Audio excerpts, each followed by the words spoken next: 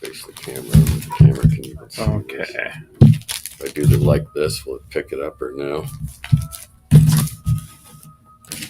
Probably not. We'll try. All right. Well, hello, traders. We are live from Black Cat Comics. Greg has changed a little bit today. We actually have author, artist Mike Lovins with us today, creator of We Go Anywhere. How are you? All right. Going to talk a little bit about independent comic books today and their impact on the market through the years. And you're a longtime comic collector, right? Since I was a kid. Did you do a lot of indie books? Like collect a lot of indie books? Yeah, part of it. I started with the majors, Right. Marvel. Mainly a Marvel guy. Grew up in Van Nuys, California. Right on. Went to the different stores, Used to go, back in those days, it was a newsstand, right? Yeah. Bookstore. So you got them at the grocery stores. You get them at the newsstand. You get all the Treasury editions. Whoa. That was cool. Did we say Pacific or Mountain? We mounted the Pacific, and yeah. Hi. Anyways, you need a seat. Hey, everybody. No, I typically just sit on Eric's lap if I'm asleep. Oh, man, what have I gotten myself into here? Oh, you have no idea. So, yeah, newsstands and 7-Eleven. Yeah, drugstores. I used to go to this drugstore and get my, all the stuff when the Gwen Night of Gwen Stacy came out, that was everywhere. So now you go to the comic book stores back then, you could get them everywhere, right? Yeah. Well, in California had a much bigger kind of independent comic book scene, like San Francisco Comics, big indie company back in the late 70s. You're talking to me like I've been here the whole time. I appreciate that. Talking about Eclipse. Eclipse is one of them. Eclipse, yeah. Yeah, well, Valiant. And I mean, Image started in California. Yeah, most of them Correct. did. Yeah, they were near Orange County is where the offices were. Dark Horse up in Portland. Yeah. Hi, Mike. How you doing? Good, Greg. Oh, good. Welcome to the show. Well, thanks for having me.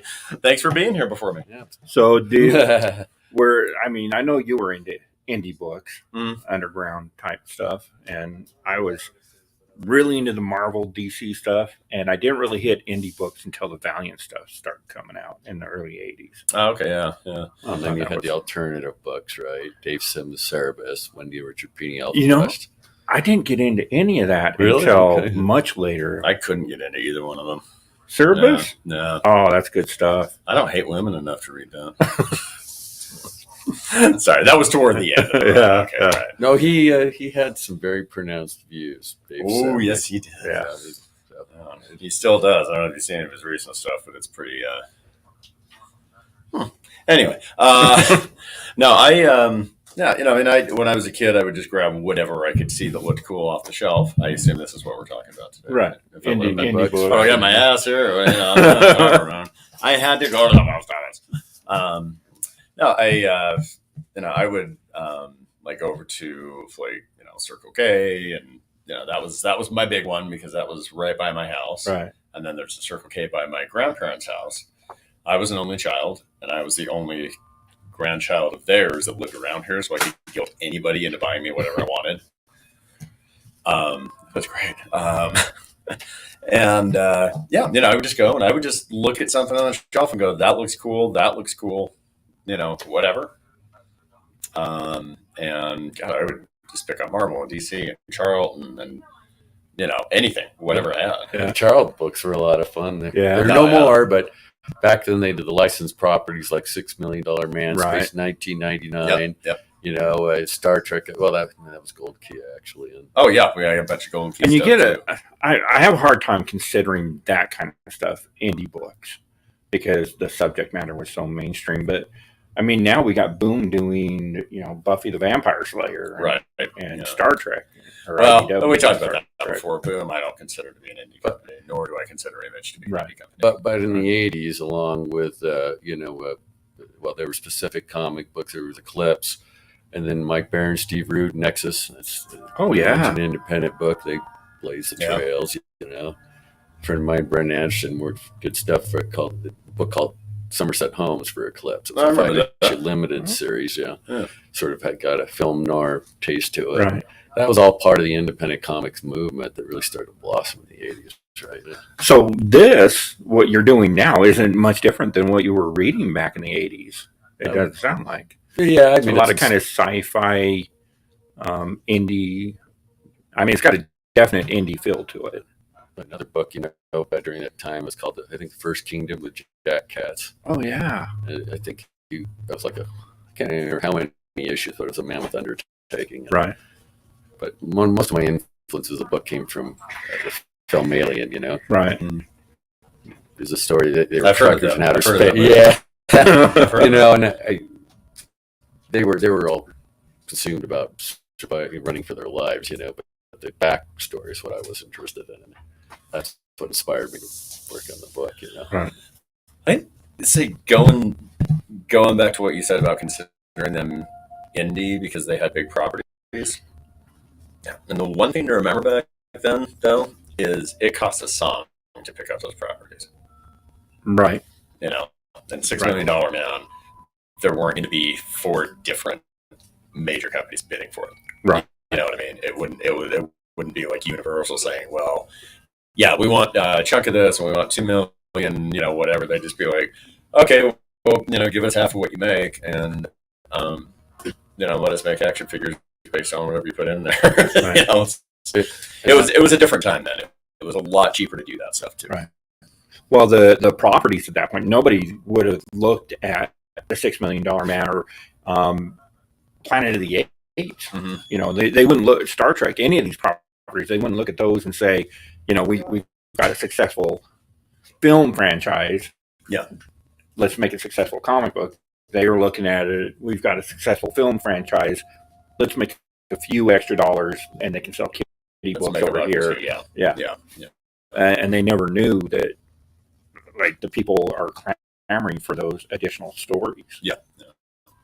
Well, I mean, Marvel had Star Wars property back when it came out, of course, but then but that was cheap too, though, because they didn't know, they didn't know what it was going to do, and they didn't even have a script when they started doing those. But that was Mike Richardson's bread and butter for Dark Horse. Right? Dark Horse, yeah. They started with Aliens and a couple of Yeah. other things, and their whole line of books is based on licensed properties. Right. Yeah. So later on, when they lost Star Wars, that must have been a big blow to their pocket. Oh, But yeah. they had to reverted back to Marvel when Disney bought them up. But that was their bread and butter, was licensed properties. And Aliens was a black and white thing. Mark Van Heeden was a writer. Mm-hmm. I can't remember who the artist was, but that all that stuff came from that genesis of licensed properties. Now you got Scott Dunbar with IDW, and he's done pretty well with the licensed properties of that book. So it may be related to the independent market. Relatively, they've done well, not right now. Yeah, they hey Marvin, what's up? Okay. Anyway, I think that you start if you put too much into living off your licensed stuff, and that's what's happening to IDW right now. You know, and you put all your eggs in the Transformers, G.I. Joe, whatever basket, and they've lost that. They've lost the Hasbro stuff. They've lost Usagi. They lost all the Star Wars stuff. And they don't have a lot right now. Well, and that's the difference between the 70s, 80s, and where we're at now in that mentality, because now we know that Star Wars is big enough that a Star Wars comic book is going to make a lot of money. Yeah. So they're going to take that license and give it to whoever's going to produce the most content and the best, most content at least. Yeah. And bring the most money in. Yeah. And that's something that they weren't looking at back then. Right. Yeah, they just said, well, whatever, man, we'll try it. See what happens. Yeah. This is off a tangent, but I mean, back in those days, Marvel had to, put out an amount of books with Red Sony, so there's to keep the license. Right. Yeah. So they just come out of nowhere. Oh, we're putting this out. Why are they putting this out at this time? Well, because they want to keep the license from reverting. Put a one shot out, and they still do that because they're doing that with CrossGen. Right. Yeah. and they'll put out like a Marvel Tales cross-gen thing with a bunch of reprints, and nothing new. They just don't want to let the license go.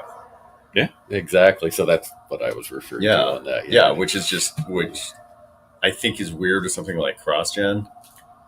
I don't know. I think it's strange with CrossGen because CrossGen is never going to be a big company again. They were based out of Florida, right? So I recall. I think so. That was they the made one. everybody move. Yeah, there. they made everyone move weird. there, and they had a floor plan. You'd work in these different sectionals, and the whole team would produce the book, and they were trying to go back to the old days of Will Eisner, where everyone worked under one shop. Yeah, exactly. And stuff. Yeah. And then they started having problems. A friend of mine did some stuff for him, and he never did get paid for everything he did for him. Yeah, that's no surprise. There's a lot of people that didn't get paid for that, and that's too bad. That sucks. But they came up with some good stuff, fun stuff. I think one of the big things about indie books right now is it's a good time to be doing them. Because there's a lot of like mainstream fatigue right now. I would agree with that for sure. It's a good time to put some creators own stuff out. Try and do that, and not try and do it like Image did. After the first couple of years, when they're just like, we're going to put one issue out and see if it'll get a movie, and if it doesn't, we'll never do an issue 2. Not like that, but just something new, interesting. Whatever. I'm looking at other stuff so much now.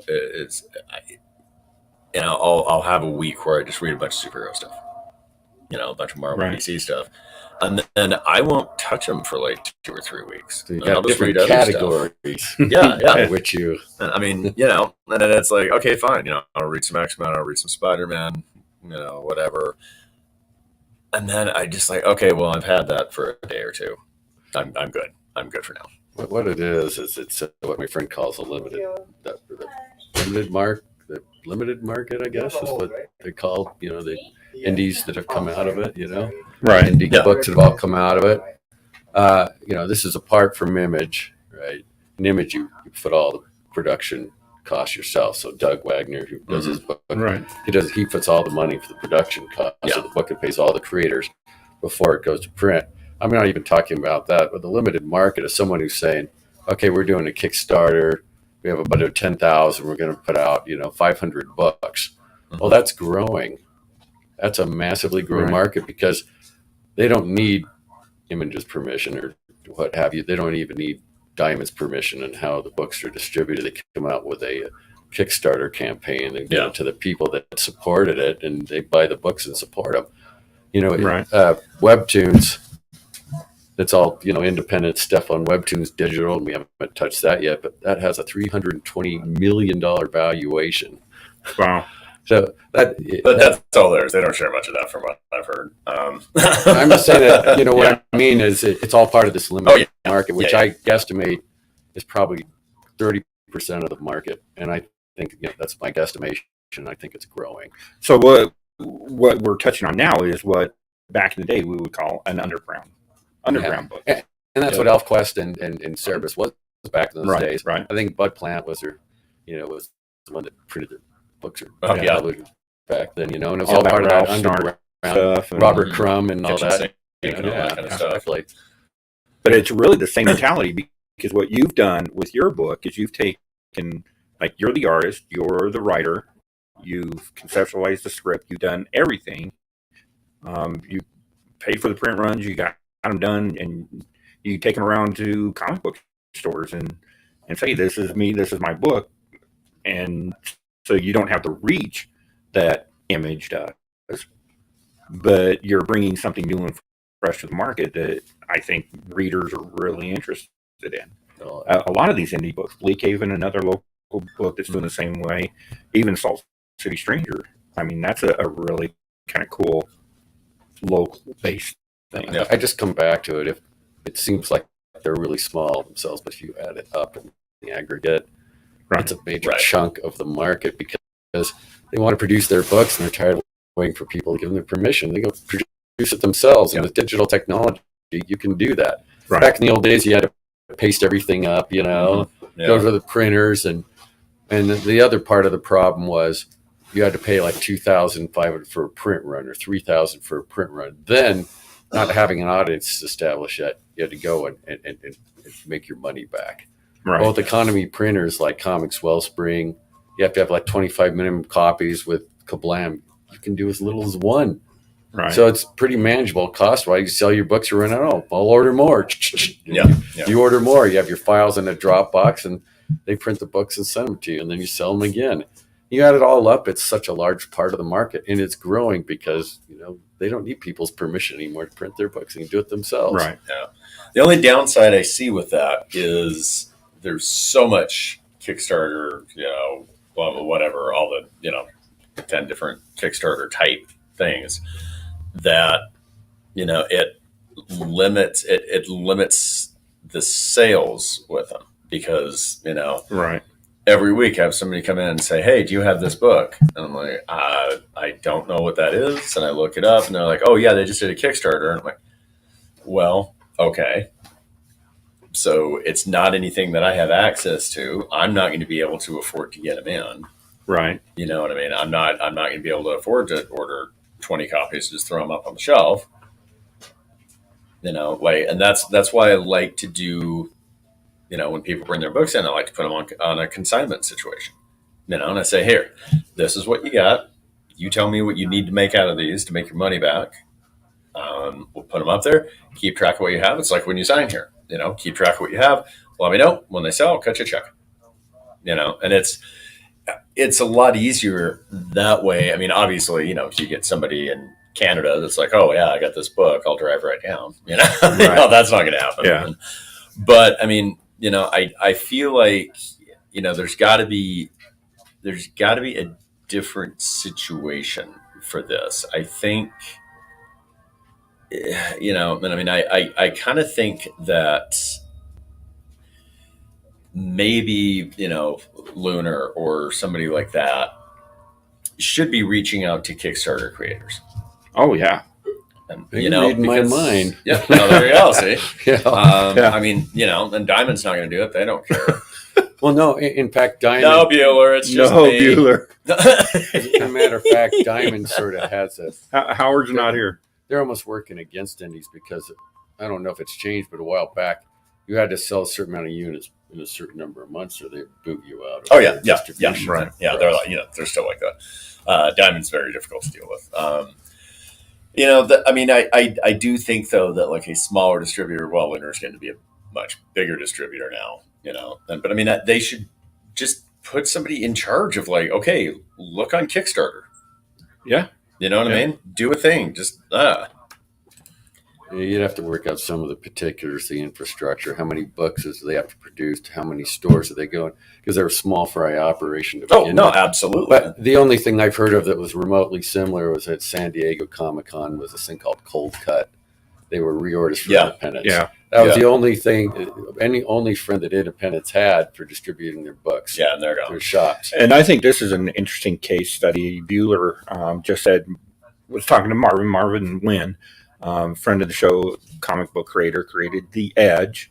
Go check him out on the Facebook. Comic, not the guitarist. The comic, The Edge, that has kind of that throwback early 80s image, just a fun teen hero book. But he was nationally distributed through Diamond with that book, through Second Sight. And the only Bueller said he picked up his book in a comic shop in Dallas. Well, the reason that they're there, the reason you had that book here in your store is because Marvin reached out to you. Mm-hmm. And like Marvin and I were talking, and he's like, who do you buy your books from? I said, give Greg a call. And he called you up, and that's how you ordered his book. So even if you get that national distribution through Image, you as a creator are going to have to do all that footwork just to get any kind of buzz. I mean, Doug. Oh my God, Doug works. Doug Wagner. Kid here now. Okay, Doug works a little booty off.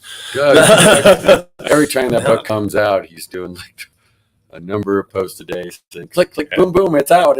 Oh yeah, which he has to do. It's a business. It's not a charity, but he's great at promotion, and he works his butt off. And, he's always asking me, hey, do you have any ideas? What can we do with this? How do you feel about that? And I love that. And I love that stuff, but it's so much work for a creator to do. Well, this is what Batten Lash did. Remember, he did the independent book Supernatural Law. Mm-hmm.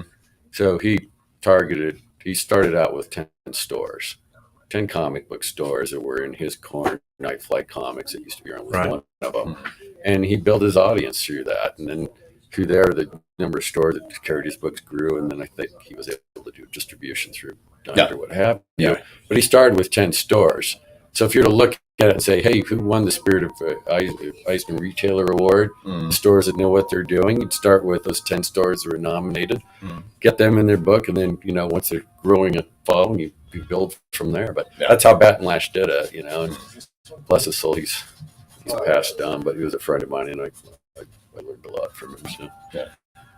And it's really interesting that, like back in the day, Ninja Turtles, that was a huge indie success story. Like, they printed these things on a Xerox in the dude's garage. Like, that's how they made Ninja Turtles. I still have the first ad somewhere remember the Comics Buyer's Guide? Came out. They carried the first ad, and at first it was like a spoof of Mary Miller's Ronin, right? That's what it was meant to be, and then it grew into this cult from there, Yeah. But it was all from this ad. Started with this fun full-page ad that they put in the Buyer's Guide, and that's how it all started. Evan, thanks. It's very nice of you. Marvin's books under new publisher, Comicsburg. And I do have some of Marvin's, a couple of his trade paperbacks still, and we will put those up for future giveaways so you can read the story. Did a phenomenal job with that. But yeah, follow him on Facebook. The Edge. So cool. Different Edge. Sorry. Yeah, I keep messing that out. No. Do you play guitar? Oh, God, no, I play drums. Drums, yeah. Right. I hit stuff. But, and then you get success stories. I'm going to hide that one because we'll get Greg soapboxing in a minute here. Something's Killing Children. That one hit it off really big. That was kind of out of nowhere. Yeah. No, and that was, as much as I don't love how they did it, it was brilliant how Boom made that into a big book. That was not an organic thing. They that's when they started being like, oh my God, this is a marketing company now. Right. And because they had all their, second, third, fourth, whatever prints in a warehouse during COVID, and you couldn't order them. You couldn't order the trades, you couldn't order anything because they said they couldn't get in their warehouse. I'm like, well, that's not how lockdowns work, but right. But you couldn't, regardless, you couldn't get them. So they were scarce, Then people started talking about it at the same time. Tinyon. I just call him that now because I'm not sure, but I like Tinyon. That makes more sense to me. But that's not my name, so I should shut up. At the same time, he was exploding, right? And so it was just this perfect storm of, it's the lockdowns did bad things to the comics industry, but they also pushed some really good books up to the forefront like that. Right, and it's a great book. It is. It's really good. It's a great book. Yeah. Another lockdown success story. Mm-hmm. Stray Dogs. Brilliant concept. Brilliant idea. It's about a rockabilly band. And then this will give you a chance. I was going to bring my copy of Tankers, but I couldn't get to it. But Werewolf by Bad Idea, the whole Bad Idea line was... That's what I refer to it as well. That is an interesting case study. So they created an entire company, including distribution. So they created the books, created distribution, and then they placed all these weird rules on it that kept it out of the hands of a good portion of comic book shops, and they're fantastic books. I mean, Werewolf is brilliant. Tanker is probably one of the best books I've read in the last 5 years. It's just the concept is killer. But I finally did read ENIAC. ENIAC was okay. Yeah, It was okay. I mean, I don't think it's anything that hasn't been done before, but it was okay. No, it's not. It's all right. The one that I did keep, because I got a bunch of them in a collection. The one I did keep was The Lot. That was pretty cool. I don't think that it's Marguerite Bennett's highest work. I don't think anything that I've read from them is those creators' best work by any stretch. Yeah. No, they've got some great creators there, but I don't think it's their top of the line stuff.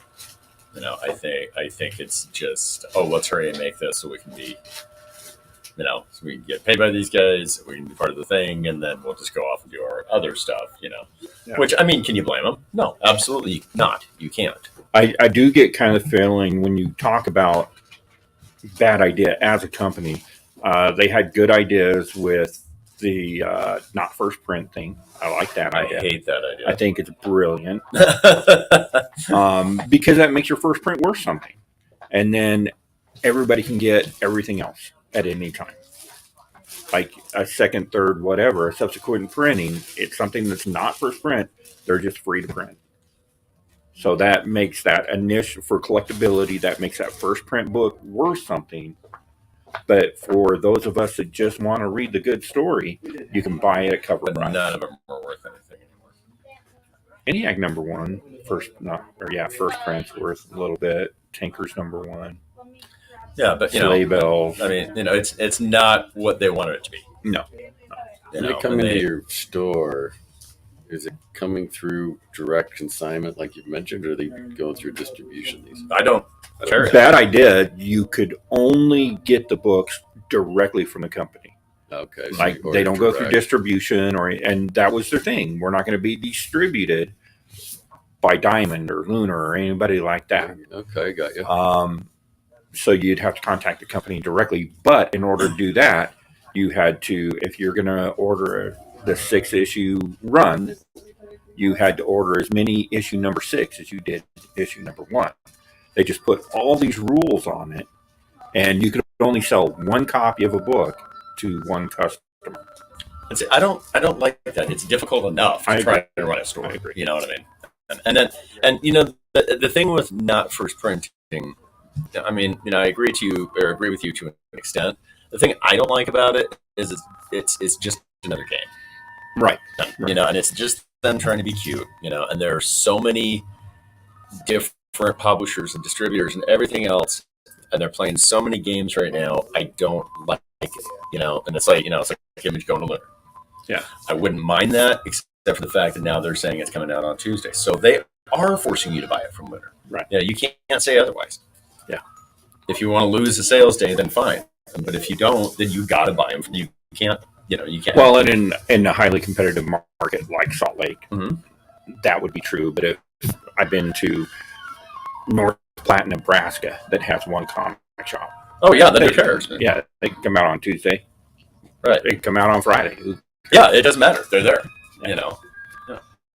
Is that creating issues though with it's multiple distribution platforms? Yeah, today? it is. It really does. And we really need somebody that can step up to the plate and say, okay, Mike, I want to distribute this book, and then they could order 50 copies of each or whatever and get them out in distribution. I think there's a place for that in comics nowadays, for sure. Because I visited comic shops all over the Western United States, all along the I-80 corridor, and there are enough small independent comic shops and creators in those areas. Every comic shop you go to, they will have 2 or 3 books from local creators. Good stuff, like We Go Anywhere, like Bleak Haven, that need that type of exposure and distribution. Yeah. And I think there's a place for that. And there's no reason why Lunar couldn't do that. Have somebody that does nothing but that. Yeah. And I mean, if they were smart, right? I mean, they well, would that's take up all the the question. independents. That's the hook. The reason Image went with Lunar is because they were undercutting the shipping costs. Right. Diamond. They're well, of course, yeah. It's all about the bottom line, yeah. But from what you're saying, and we talked about, they've got a number of problems that they've, the bigger they get, the more problems that seem to come with the shipments. And yeah. I don't think they have the infrastructure to handle Image. I just don't. Right. I just don't. I don't think they have it. Because that's why Image jumped, right? It was because of the shipping costs, or was it something else? Do you know? Or let's move on. Okay. I said that I didn't. I'm not just going to keep it under wraps. So. All right. Well, I getting the secrets of the. But yeah, it would be great if somebody told me some stuff and I told them. No, okay. Well, I don't want to. I don't want to kill you, man, because you got to get volume 2 out. So anyway, I'm just a guest of the show. I can get into trouble, and it's. You're right. You're right. All right. So, I just kind of summing up. I do think there's a lot of opportunity for somebody to get into distribution of these smaller, kind of what I consider underground books, small batch, self-published type stuff, and the Kickstarter stuff. Yep. I mean, there's definitely a place for somebody to pick up that slack, whether it's going to be Lunar, who is growing and doesn't need it in their mind, or it's going to be Diamond, who is shrinking and looking for the next thing. I don't know. Well, and and the problem with Diamond that we run into is, they're shrinking. Yes, they're making less money. Yes, they're hurting. Yes, they're in trouble. Right. But they still won't change the way they do things. I mean, if I were Diamond, if I were Steve Jeffy and my company was where it is right now, I would quit hiring, I would quit hiring the people that you're hiring part-time and temporary work. We'll just say that, and so you got. I would quit doing that, and I would get some people there that have a stake in it, packing this stuff up, man. And they pay them so little that it's worth it to them to be like, well, whatever, man. We got 30 damaged books in this box. Yeah, it's like $30. Who cares, man? We're not paying them anything. They still think they're a monopoly, and they're not anymore. And if it wasn't Lunar, it'd be somebody else. It's an ego. It's an ego thing. But now Lunar is trying to get rid of the monopoly by creating a monopoly. Right. They want to take Diamond's place. Yeah. Remember back in the days when you had that dual distribution? Oh, yeah. Diamond and Capital City. Yeah. But here's the thing. I mean, you've got a friend of mine, Chip Mosier, just came out with a publishing company called Distillery. Right? Distillery. I'm not sure about that one. Anyways, what they're doing is, in addition to providing an equity for creators and holding the company, they're engaged in a dual distribution strategy. They made deals with both Lunar and Diamond. Right. So they're going to have books distributed through both. And we'll see how long it'll win them. And there's a couple companies that are like that. I can't think. You still get Marvel from Diamond, but they don't have dual distribution. No, like Marvel, Diamond's buying wholesale from Lunar, or from Random House. Yeah, Random. Yeah. So the thing with that is, who has it? It's Scout. Yeah. Vault, Black Mask. They've got a lot of little companies that are doing the dual distribution. And I mean, I kind of think, God, I don't even know what. There's so much to think about with this one. I don't think, honestly, I'm not sure we need a distillery. I don't know. It remains to be seen. I don't know if we need it or not now. But because there's all these big, announcements. It's like, oh, Dark Horse is doing, Scott Snyder's, what is it? Whatever it is, stuff that the little newsletter thing. You know what I mean, right? They're publishing all these, and they're like, oh, that's cool, and then they don't sell. They don't sell, and it's just like there's a big announcement every week. And if there's a big announcement every week, last week's it's already forgotten.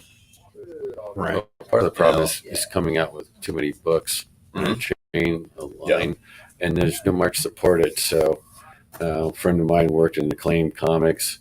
They come out with a whole line of comics. Mm-hmm. They're generating books, and now you've got to have all these fans to support, but keep the company afloat. Right. And then it collapses because they can't keep everything. You're coming out with too many books. You build your audience incrementally. You come out with it all at once, and you're asking for trouble. This is a direct, limited market. Yeah. I'll take that note. Sorry, I just want to see if that would work. That's my take on it. They come up with these announcements. They come up with a chain of books. Support. The market isn't there to support it because they haven't built up their audience. I mean, you look at Artist Elite. Right. That's what happened with Tyler Kirkham. Yeah. What happened to that? What, 8 books? Yeah. Done. They couldn't, I haven't seen anything. They couldn't pay for the operating cost to keep it afloat, I'm sure. I mean, and plus, I don't think people want to buy something from a company called Artist Elite. Yeah. It sounds kind of arrogant. It does. Yeah. I mean, I hate to say it, but no, it does. They get really better dinners or go to the nightclub. I know. Right? Yeah. What do they get backstage passes for everything? I mean, what's the deal? I guess I'm kind of from an age where you don't call yourself elite or perfect or excellent or wonderful. You let somebody else do that for you. You know what I mean? It's like, I don't know. But yeah, you got that. You got the whatever it was, did like Miss Meow and Death Rage and all that kind of stuff. And all those are done. I didn't see anything come from that. A Blaze ain't doing much right now. Blaze is not doing a whole lot. I mean, and you get all these huge things, and you're like, wow, look at this. And then a couple months later, it's just dead. Yeah.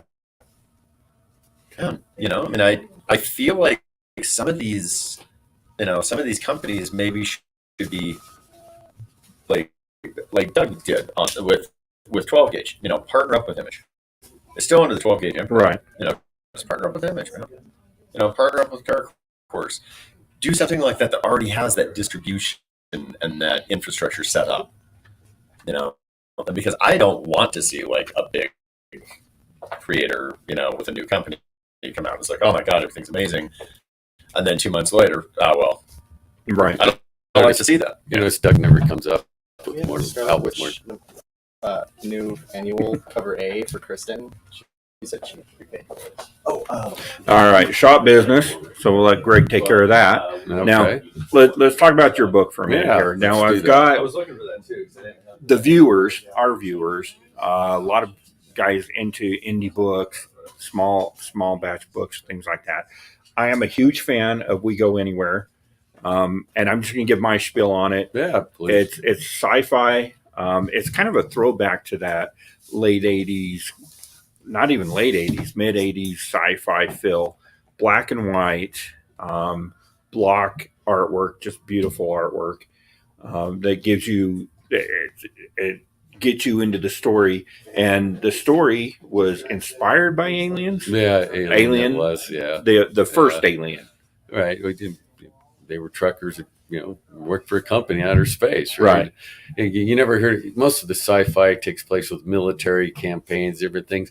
They were talking about, hey, where's my bonus? Right. I'm not going down to that planet unless I get a bonus out of it, And I thought, it's interesting, talking about corporate power. So this is what this book is. It's about a company that does business in outer space. It's what it is, Right. But I think that's one of the, like you said, that's one of the best things about that first Alien movie. And the second, Aliens was just gung ho, Space Marines, right. All that kind of stuff, and it was just an action movie. Well, and even cool, but it was just an action movie. But there was an element of that throughout the entire run of I can't remember the name of the slimy comedian character that tried to get him in Aliens, but Bill Cosby? No, different slimy comedian. I'm so sorry about that. About the one guy that was Paul in Reiser? that. Paul Reiser. Yeah. He was the voice face of the company in that film. For their interest. But there was always that company component through the whole thing, and this is blue collar, like just a blue collar life in space. What that would be like. Yeah, they're blue. So in order in the future that Earth is a third-rate economy. You can't make a living there anymore. So you have to in the future. Sorry. Well, you have to immigrate to the center of the galaxy where the business is, and to do that, you have to belong to the Union. And the union rules stipulate you can only do one job at a time. You can't own your own business. So they're a third-rate minority. And these guys can't get an offer from the infight from a silent benefactor says, look, you know, we want you to do something for us. If you do that, we'll give you the license to do whatever you want. And that makes the union angry, and some of the other corporate powers are in cahoots with them. And that's where all the fun begins, is from there. And it's got the aliens feel a bit of Firefly in there. I'm a big fan of Firefly. So that's super cool. And so how long have you been putting this book out? Well, I see. I mean, I came up with it. I started working on it back in the early 2000s, you know. Okay. And had some money, put it together, and paid the inkers and different things. And thankfully, due to digital technology, I was able to create files for it and put the books in form. Before that, they were on websites. Right. In addition to the hard copy forms, are also on Webtoons. The whole thing's on Webtoons. So if people don't want the hard copy, I'm not worried about losing money. I want to build an audience. So it's on Webtoons as well, you know. Have you ever thought of doing this in color? I'd like to. Okay. You know, that's down the line. And like a special edition trade. Well, I was just wondering if that was a choice, because a lot of our indie and especially underground indie stuff way back in the day, it was all black and white because it was so expensive to do anything in color. Yeah. Well, that's the thing. You pay good colors. Okay, you're paying at least $100 a page. Oh yeah, yeah. You do that, $2,200 for each one. You're looking at $6,000-7,000. So yeah, that's what I'm looking at. But down the line, you know, I mean, I could provide a good colored guys. We could do a color edition. You know, that's not being ruled out. ElfQuest, their books were all in black and white. Right. But then when they did their trades and collected editions, it was in color. So yeah, you say good colors, about 100 a page. I don't know how to do that. How about $10 a page? You get what you pay for, Greg. Yes, you do. See, the Earth, it's very difficult to make a living here. Jesse, I wanted to get colors to color Chad's piece, right? His name was Jesse Higgin, and he's a really good colorist. It was about that was really good. But you can break the bank either, you know. Yeah. But he's a good colorist. I wouldn't want someone to touch Chad's work or even my work that doesn't know what they're doing. Right. You know, you make it. Yeah, you don't want to do that. Right. Bobby, Bill Paxton. Yes. I don't even know what we're talking about. Just Bill Paxton. Oh, he's back on Aliens. Yeah, no, Bill Paxton. Hey, man. We're good. I don't know if you've been keeping track. Those are the only lines we can say because there's kids in the story. You got children here. Oh, right.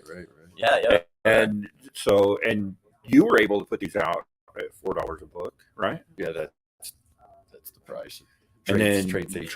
Trades 18.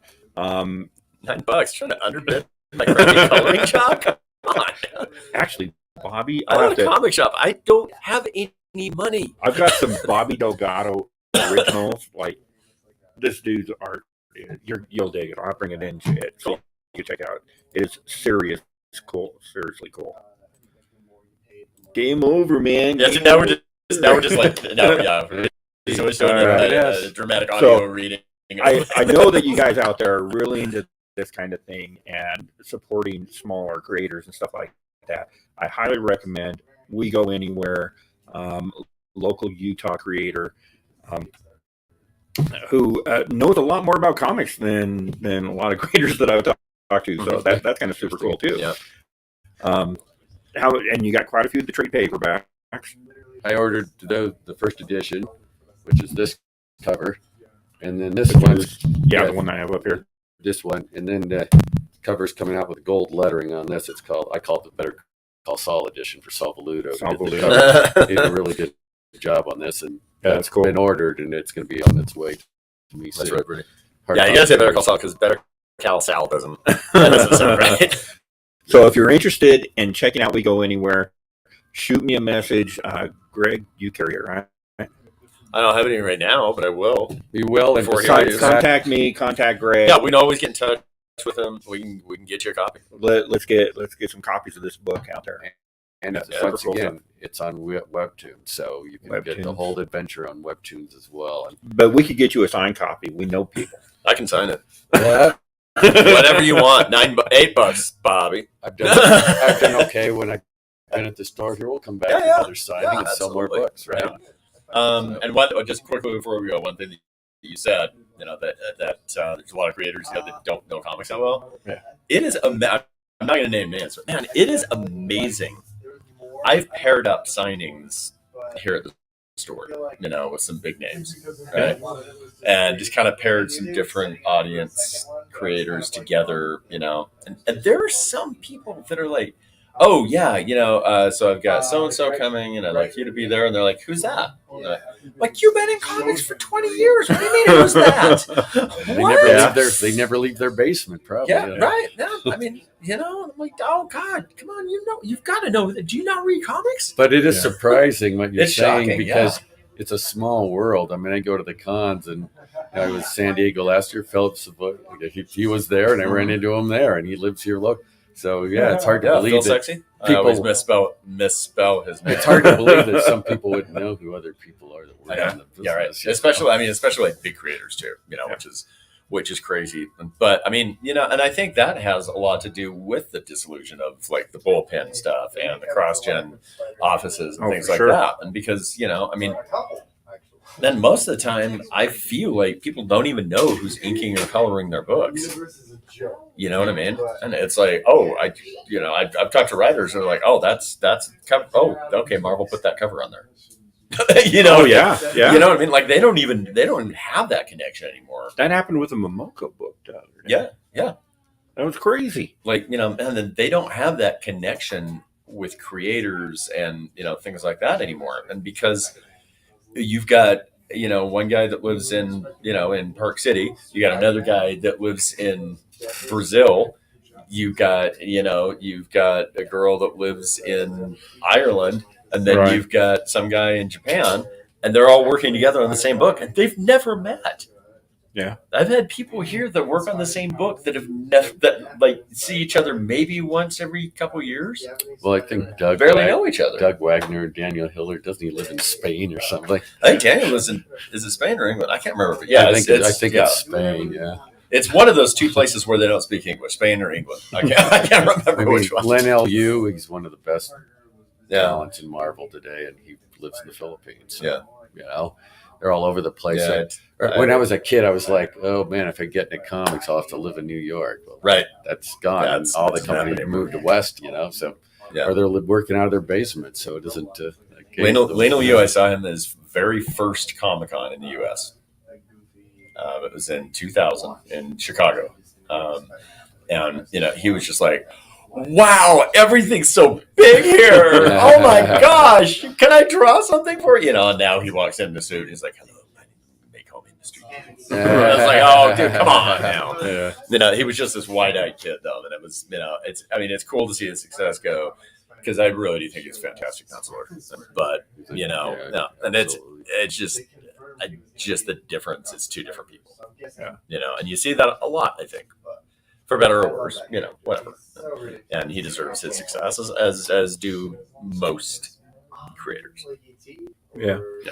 And we get lucky. I mean, I think we get some of the best local talent out of any place that I've ever been. Oh yeah. And we've got such a vibrant comic community here. It's Bill just Galvin, crazy. Archie Comics. Saul Valuto, of course, who worked Black Panther. Adrian Roth. Adrian, Doug Wagner. JJ Harrison. Oh, yeah. He lives here. God, there's so many people that live here. Yeah, it's crazy. Evan Black. Just insane. So let's go through them all. So contact us if you want to get a hold of this great book. It is super cool. Do it. If you want it signed, let me know. We'll make arrangements to get that done too. And if Mike's busy, we'll sign it for him. I'll sign it. Sure, you can do that. I will Stanley the hell out of him. Stamp, Mike. Boom! I got the Mike Lovin stamp. Okay. Yep, there's enough to interest. I mean, there you go. I could always come back and just bring my books, and whoever is interested would buy. All right. And also, we do have to deal with EGS Comic Grading Services. If you want a graded copy with signature verification, I can do that as well through EGS Comics. So we can even accommodate that. So, and real quick, to the Utah viewers, I know we have a lot of crossover. On the way to the store today, I stopped by a place called Game Night Games right here, just down the street. Oh yeah, Walk down the street. Yep. Fantastic selection of games. They got all the paints for tabletop wargaming. They carry D&D stuff, Magic, Pokemon. So if you're in the area, go check them out. They got a really cool deal. And you know what? And try, support, no comic books. No comics. Support local businesses, especially, and I hate to say this right now, but especially in the Sugar House area, because some of these places we have to parachute into because of the road construction, and it is ridiculous. And it's really, it's it's costing me a lot of money. But I mean, we've got everywhere from Game Night Games to Bruges. It's a great restaurant over here. Like we're all in a little bit. I mean, I don't want to say we're in trouble, but what I mean. We're all feeling the economic hit of this horrible construction that's going on, and there are some small businesses. There's several right around here that are closed down in the last couple of months. That one street just below here, isn't that part of what caused the whole problem? Yeah. And I do want to say, we get 7-8 people watching this because of the time we're on, but we get a fairly decent viewership. Support your local comic shop. Support local creators. If you pick up this book and you really dig it, go to your local comic shop. Have them get in touch with Mike so we can get this book out across the country. We've done that with a couple books. Marvin, you know the deal. So support local small creators. There you go. Yeah, there you go. Well said. All right. I don't have anything sarcastic to add to that, which is weird. All right. So that make sure to tune in every Thursday afternoon, 3:30. Everything's Late, Nobody Dies. Episode 51. Lucky 51. Did I miss that? You missed that. Lucky 51. We had the 50th anniversary just the last episode. Yeah, we did. Make sure to like, comment, and subscribe. Do all that good stuff. And click the little bell icon. Or ring the bell. Ring the bell. So you'll be notified when we go live. And we'll try to keep bringing you more of this great content. See you later, traders.